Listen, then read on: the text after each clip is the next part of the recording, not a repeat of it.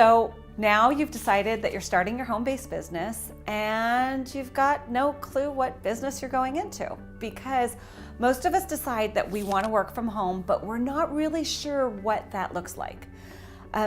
It's really important to understand that you're going to be working for yourself and not every day is a payday. So you have to find something that really excites you. You have to find something that you love doing.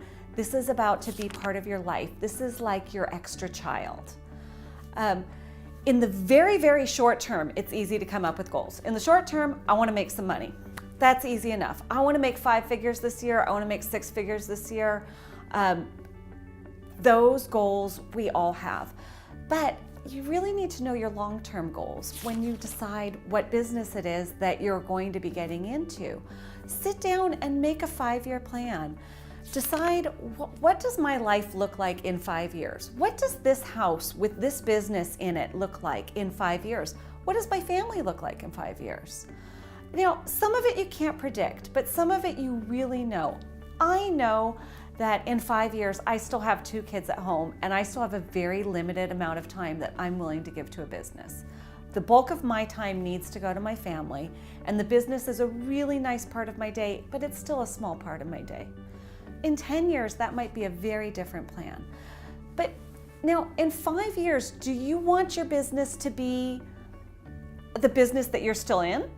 In 5 years, do you want your business to be the business that you've sold to a larger business? Are you building something to so that it can be acquired?